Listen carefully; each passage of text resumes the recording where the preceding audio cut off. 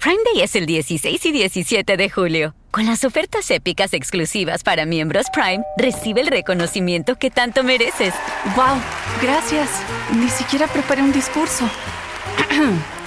Quisiera agradecer a mi familia, que siempre necesita cosas. También a Sam, mi repartidor, por entregarme todas mis ofertas increíbles tan rápido. ¡Te adoro, Sam! ¡Mua! Compra ofertas en electrónicos, hogar y más este Prime Day, del 16 al 17 de julio. This is the story of the one. As a maintenance engineer, he hears things differently. To the untrained ear, everything on his shop floor might sound fine, but he can hear gears grinding or a belt slipping. So he steps in to fix the problem at hand before it gets out of hand. And he knows Grainger's got the right product he needs to get the job done, which is music to his ears. Call, click Grainger.com, or just stop by. Grainger, for the ones who get it done. Welcome back to Heard Tell. Okay, I've been wanting to talk to this guy for a while. This is the great thing about my job. I actually got on Twitter and started a radio show and podcast just so I could get all my Twitter friends on and get them, meet them in real life. This be one of them. He's part of the Raspy Voice Kids, the legendary West Virginia folks. I'm happy to introduce him to you. He also does a lot of culture kind of commentary, seasoned media professional. And although his professional life's actually going to come and play what we're talking about tonight, Brandon Phoenix, sir, great to see you. Thank you for coming on the program. Thanks for having me, man. I'm excited to be here. I am too. Look, we all saw it Monday night. It was terrible. I was actually watching it with one of my children in my household. Everybody was they're not even football people, and they were just sitting there wrapped for hours watching the thing. This is kind of those of us that love football. Let's just be real. We do grown folk talk here. This is the worst nightmare of football fans for a long time. We've always been like, is this going to be the one? They haven't had anybody, God forbid, pass away on the field since the 50s. It's always in the back of our mind, is this the paralyzed one? Is this the one that's going to be the ultimate one? Boy, it sure felt like that for a minute, and thankfully that didn't happen. What was your reaction as we watched it, though? Well, as soon as I saw him fall, I knew the man was in trouble. There was no brace. There was no break. He was just out. And when you see something like that, it becomes really apparent that it's probably a cardiac event, not a concussion. There was no wooziness. It was just gone. He lost consciousness. And so I knew it was dangerous. I knew it was serious almost immediately. It freaked me out, too. Yeah, yep. And you've covered football for a long time. Look, I've seen paralysis on the field. I've seen broken limbs on the field. We've seen some really ugly injuries. We've seen the concussion stuff. We saw the horrible stuff with Tua earlier where the guy's clearly not right on the field. I've never seen anything like that. And what really hit me was the reaction to the players, because, of course, they're not showing the medical stuff. When the players all walked away and turned away, and the reaction we saw, I have never seen that in any sport at all. That's when it was like, oh, God, something's up here. Yeah, it was the same thing for me. A lot of these players have seen gruesome things.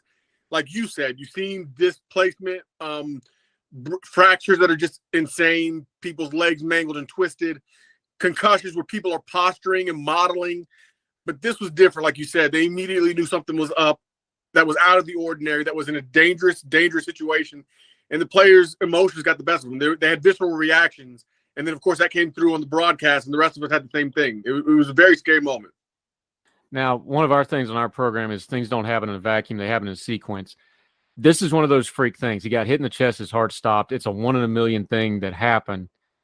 But we got to put it in the context of everything else we've seen. We just mentioned it. The Tua stuff this year was a bad look. We've seen in some of these bowl games now in football some really questionable targeting, headshot kind of plays in the bowl games that have gotten a lot of play.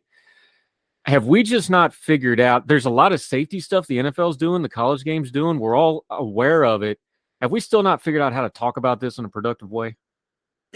I don't know about talking about it because I don't know how you talk about it any other way than what we're doing now. It's been approached by almost every angle possible. Yeah, I've watched politicians talk about it. I've watched former athletes talk about it. I've seen journalists talk about it. I think there's been every angle possible has been covered. I really don't know that there is a more productive way to talk about it than what we're doing right now. Like you mentioned the safety aspect, talking about what the NFL can do or what they've done. And one of the things that I thought was interesting is I spoke to a person today, an ex-football player who made the comment that, people call football a contact sport. He said, no, dancing is a contact sport. Football is a violent sport. And the sooner we come to terms with that fact, and the sooner we're honest about that fact, the sooner we'll be able to have even a more expansive conversation about what's happening in the game. Yeah, Brandon Phoenix joining us, Raspy Kid Voice podcast. Let's have that grown folk talk, though. The NFL isn't really a sport anymore. It's a cultural phenomenon. It's the biggest TV show on 3 networks.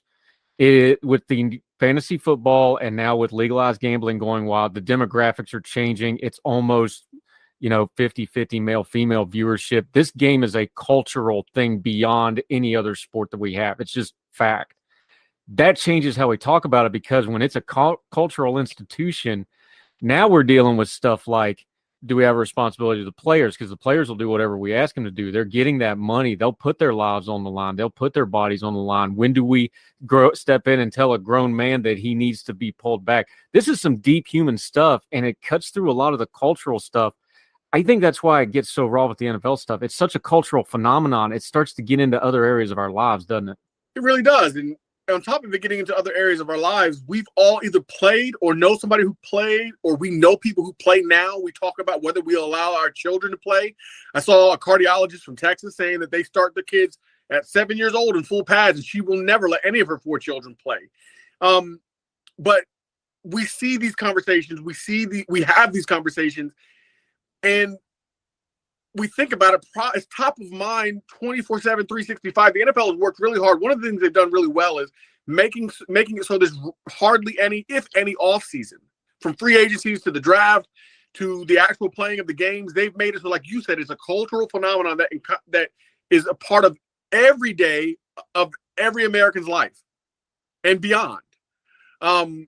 So it's just such a powerful thing. I heard somebody say too, there was another person that was talking about this, and they were complaining that we don't talk about other social ills more than we're talking about Mr. Hamlin, and what he experienced. And like I said, as true as it is, he chalked it up to a class thing, or worshiping celebrity, worshiping fame and money.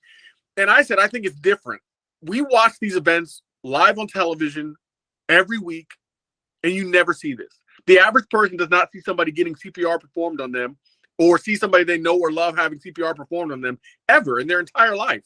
But to have it on display on Monday Night Football for, millions upon millions of people watching, thousands of people in the stands, hundreds of people on the sidelines, that's a different kind of spectacle, and it's a different kind of emotion. And I totally get why we are where we are with this. Is it a fair criticism? Brandon Phoenix joined us. The announcers did a good job bringing it up. One of the things that made this so jarring is this seems like a young man who really has his head on straight, came from a really tough family situation, stayed home for school, was a Pittsburgh kid, was widely recruited. No, I want to stay in Pittsburgh. I want to stay local. Did all that. It seems like a great kid, right? He seems like he's done all the right things. And that's the story that you want to tell about somebody like this.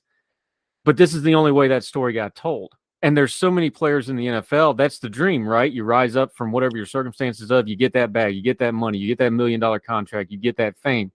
But there's a price to pay for it. But here's the thing about it, Brandon. Let's just be real for a second. I was active duty military. I knew what I was signing up for.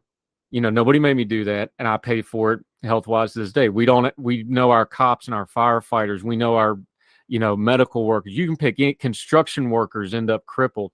Every walk of life has some kind of risk to it. We tend to apply it differently when we talk about our athletes, though. Yeah, that's a fair point. We do apply it differently. And I think part of what's happening is you're dealing with young men who feel like they're invincible. I remember my dad telling me the story about this guy he worked with who signed up to be in the military, who went to Vietnam, who said he was so excited to get over there and start shooting people that when he and his buddy got on the ground and they're out there shooting, it wasn't until he looked to his side and realized his buddy wasn't with him anymore that the opposition was shooting back.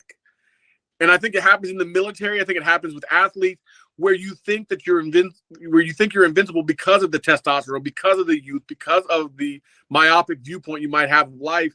And then we adopt that because not only do we watch these guys who look like superhumans, but we also haven't seen any of them go down in this fashion. And because we've watched for so long, you start to think that the game is safer than what it actually is. And the truth be told, this could happen at any time to anyone. And it did in this case. So, I understand it. Like you said, his story, Damar Hamlin's story, doesn't get told because he's not a superstar. He's a lunch pail guy. He's bring his hard hat to work kind of guy. He's a give back to the community kind of guy. but he's not the kind of guy. He's not an Aaron Rodgers. He's not a Patrick Mahomes. He's not a household name. So we're not hearing about his story until something tragic happens, and that's a shame in and of itself.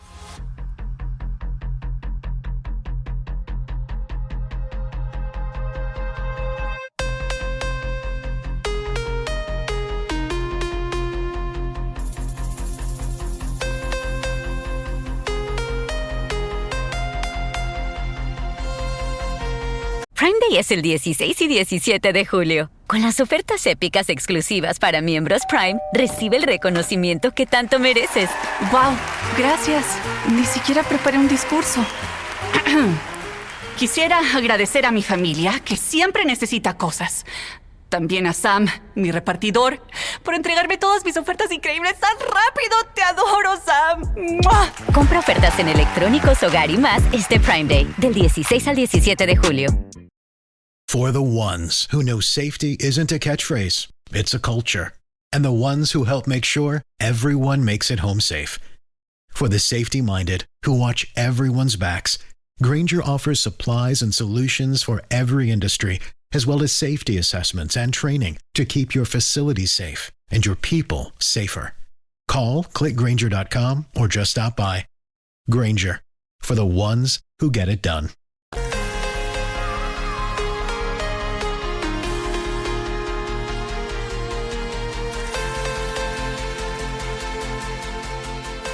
Yeah, Brandon Phoenix joining us.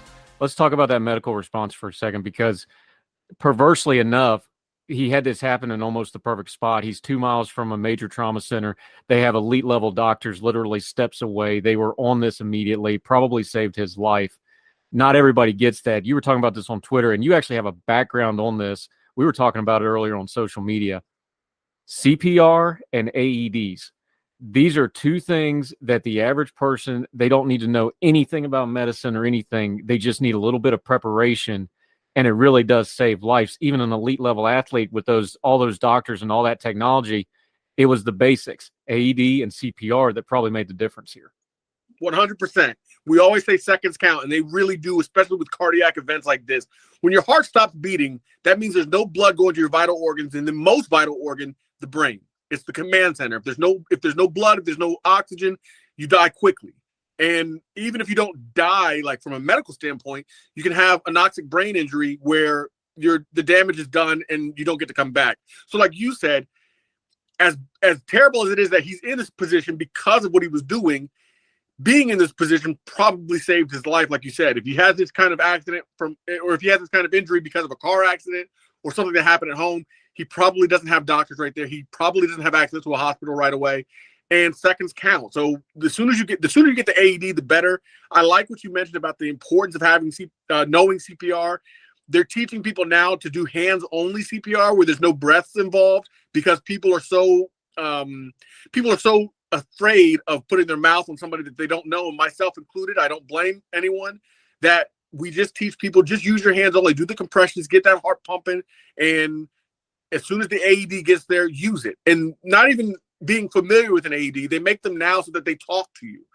Those automatic external defibrillation devices talk to you. They walk you through the process so you don't have to be afraid of using them. And if you get a little bit of knowledge, it makes it even more easy, because when they're talking to you, it's not the first time you're going through it. It's more of reassurance, more of just following what you already know. And the more people we have that are prepared to be able to help somebody, the better. They're in malls, they're in churches, they're everywhere now in public spaces. And fortunately, they had one there in Cincinnati for Damar Hamlin. Yeah, Brandon Phoenix joining us. That's the good part of this reaction, is people get awareness of that sort of thing. His charity. Folks, if you've listened to the Heard Tell program, you've heard our friend Gabriella Hoffman, but you need to make sure you're checking out her podcast, District of Conservation. It's a podcast exploring the nuances of true conservation efforts from D.C. and beyond. From topic discussions to exclusive interviews with conservation and energy newsmakers, Gabriella keeps listeners appraised of the latest news stories while elevating important voices. Listen to District of Conservation on Apple Podcasts or wherever podcasts are played. Religion is at the intersection of our 21st century life, even if we don't express a faith. At a time when it seems that religion isn't as prevalent as it once was, it still leaves its mark everywhere. As a pastor, I know that religion isn't something I just do on a Sunday, but it's found in every nook and cranny of my life. Sexuality, politics, social media, the economy, war, nationalism, all have some kind of religious angle to them. And as a communicator, I want to find the stories that can help people understand this part of our society that is so important to so many. Hi, I'm Dennis Sanders, and I'm the host of Church and Main. Church and Main is a podcast about the journey of faith and where it intersects with modern life. I look at faith with a journalist's eye, asking the who, where, what, why, and how religion affects some of the major issues of the day. Join me as we journey together. You can listen to Church and Main podcasts at the website churchandmain.org or on your favorite podcast app. I look forward to seeing you. Hamlin's charity went through the roof on donations. That's a great thing. I saw a lot of good on social media last night and today. I saw a little bit of bad, though. I think this is a good opportunity. Look, I do a little bit of a timeline cleans on my social media when I have events like this. The people that just want to instigate, the cynical folks, the folks that just want to make an ugly point so they can turn around and apologize the next day. I think these are moments where we learn what people in our media, especially the commentators and the talking heads, I think they tell us stuff about themselves in times like this, and we should mark it and learn from it and start kind of weaning those folks out. You've done media commentary for a while. You study media. I saw a lot of good, but I saw some real cynical, ugly stuff too. And I think some of that we as a people just need to no, that's over the line for this situation. Yeah. So what I noticed immediately is I made a post and somebody immediately came under my post, made a comment to the tweet I made, indicating some kind of conspiracy theory without saying it fully. And like you said, people tell you who they are. And the truth is, when people tell you who they are, I believe them. I don't leave it up. I don't try to analyze. I don't try to make excuses. I just listen to what they said. What you say is what you are almost 9 times out of 10 in my estimation. And I agree, man. Like, I don't have time for people who want to make political points, who want to make themselves more important in the moment than the person that's really experiencing the circumstance. I don't have time for any of that stuff. And so I don't put any time or energy into it. I really haven't given it much thought besides ignoring what was presented to me. Yeah, Brandon Phoenix. All right, one of those things that needs to be talked about, and there's a debate whether folks want to talk about it or not, but I think we should talk about it. What they did during the game. Now, I'm going to give a little grace for just the logistics of putting on something like an NFL game are immense. People that have never been to one or been behind the scenes of an event like that, it's a lot of logistics. If you decided in a moment to shut that thing down, it would take you 20 minutes just to make all the phone calls. So I'll give a little bit of grace on that. What do you think the league does with some situation like this? Because they're going to have to address it. Obviously, safety is a huge issue with the NFL. They're spending millions and millions of dollars on it. They're doing ad campaigns about it. Where do you think they go forward with this? Not just the game, but the push for safety. Look, it's a violent sport. You're only going to make it so safe because these guys are getting bigger and strong. If you've never been on the sideline of an NFL or high-level college game, you just do not – TV does not do justice how fast this game is. You've been on the sidelines. You know what I'm saying. You can speak on it. Where do they go with the messaging to the safety stuff? We know they can't get it completely safe, but they're going to have to address this somehow, right? Yeah, because the problem isn't so much at the highest level because these men are millionaires and they're willing to put their bodies on the line. So the problem is not the highest level. The problem is the youth level. When mom sees a man, when a mother sees a young man collapse during an NFL game and sees his mother and his family members in the kind of frightened state they were, she's immediately thinking, am I letting my babies do this? And more you're hearing people say, no, they're not going to. So that's where you're going to have your first issue with the youth leagues. So the NFL has to somehow get the message out. For one, it's not important to get these kids in pads playing tackle football at such a young age. That's not necessary. Over and over again, you see former NFL players who say they're not letting their kids play anything but flag football or 7-on-7 until they're older because it's not necessary for their development. And also it's dangerous for concussions and other things. The sooner they get that message out, the better. The sooner they get the message out that they're doing everything that they can and they're actually showing that they're doing everything that they can, the sooner we'll believe them. And the sooner that they stop doing things like saying we're going to go back in 5 minutes. You have a 5-minute break and then you're going to return to the game. The sooner they stop that, the quicker we will be to believe them that they actually care about more than just the bottom line in their product and about the individuals who are making all of this happen. Troy Vincent saying the 5-minute thing, he doesn't know where that came from. It's real suspicious because they said it multiple times. They announced it from the PA. I don't believe them. I don't believe Roger Goodell. I believe that they care about the bottom line more than they care about the individuals because it's such a big machine. And like you said, you were talking about logistics. I think about the contract. I don't know what the deals are with advertisers. I don't know how that works when you cancel a game like that. I don't know how it works with Vegas, and gambling. I don't know how all that stuff works, but somebody's got to figure it out. There's got to be contingency plans. If not, this should be going forward. And they make enough money that they can pay enough people to get this figured out and ironed out so they can get their messaging and their actions in line.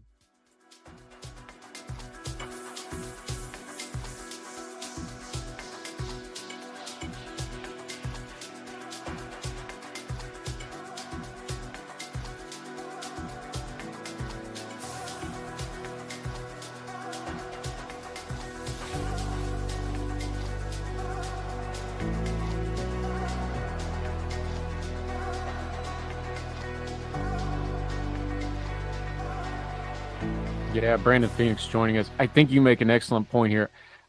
Obviously, the health of Hamlin's number one. As we're recording this, he's still in critical condition, and our prayers are with him, obviously. Long term, as far as the game goes, I think what's going to come out of last night is we finally found the limit. We've talked about those players. They're just ingrained to you push through, you play hurt, whatever. We know where the line is now because we saw it for the first time, at least in my lifetime, on a football field, where the players and the coaches said, nope, we're done. We're not playing. The coaches obviously were leading that up. The players were leading that out. They're like, no, we're not playing. That's the first time we've ever seen that. This is a collectively bargained league. This is a league with a very, very strong labor force in it. You better believe that's going to come up in collective bargaining. I think that's going to be probably long-term the most, other than this kid's health, and we hope he recovers fully. I think business-wise, something really important happened last night because we finally saw the line. The public was with the players. The players saw it. Here and no further, we're not playing football. That's a big, big deal long-term, I think. You hit the nail on the head. That's a fact. That we saw the line. The line was drawn. It was a hard stance that those players took. It was a courageous stance that those players and the coaches took. It was the right call, too, by the way. And it was 100% the right call. There's no way you play. It's disrespectful to Damar Hamlin. It's disrespectful to his family. And it's disrespectful to those players who witnessed trauma. I saw a tweet today that said, you watch them stop the game, but healthcare workers do CPR on people all the time and go right back to work. What I'll say, though, is as traumatic as it is, because I work in the profession, I'm a respiratory therapist, and I've done CPR, I can't even count how many times. It's not the same as watching somebody you know and love being worked on. That's a different level of trauma. And to expect players to go out there and compete in a game after watching someone they know and love be worked on to have his life saved, that's just, there's no possible way any reasonable person, any compassionate person would have asked them to do that. And so, like you said, it was the right call. It was the courageous call. And it's a call that will make a difference for years to come. Yeah, I think we saw a player empowerment moment last night that's going to really, really matter. Brandon Phoenix joining us. One last thing on this, and I don't want to harp on it, but I just think it's really important to bring up. We talked about how big this league is, how important it is, the money. You just mentioned Vegas. The gambling is a huge part of the NFL now. There's just no debating it. That's what set it apart from everything else. Let's just be adults here. This has to be a moment where we start putting, especially kind of my beef with fantasy football over the years. And I was one of those early guys way back in the Yahoo board days, way, way back, right? I don't play fantasy football anymore because it was dehumanizing it for me. I'll just be real. And I'm not the only one doing that. I know lots of people do it. God bless. This has to be a moment where if we do nothing else, we have to humanize it. Yeah, some of them are millionaires, but a lot of them are lunch pail guys making, they're going to make decent money for 5 or 6 years and that's it. And that's all they got. And then they got to do plan B, right? We have to find a way to humanize these players, even though they're superstars on our screen. I think that's an important thing that we all need to individually do and something the league's got to work on and something the players need to talk about is like, no, we're people working a job. We're not cogs in a machine anymore. Yeah, I mean, that starts at home, in my opinion. It starts with the way I raise my children, that these men are not commodities. They're individuals. They're human beings. It starts at home when I teach my son, my daughter, those things, and they go out into the world and they perpetuate that. Because I think about how I've evolved on the issue of concussions. I remember being a kid, they say somebody had a concussion, he was out next week, and I would think, what's wrong with his arms and his legs? And then it took years for me to understand, and it hasn't been until probably the last 10 years where I've understood how serious concussions are, and to look at these people as people in a way that I didn't growing up. And I didn't have the connection that I have now because of what I do, to understand that. And the more people like you and I talk about it in the way that we're talking about it, the better chance you'll have at it. I don't think fantasy football is going anywhere. I don't think you think that either. I know gambling's not going anywhere. But the conversations can change, and they can change people.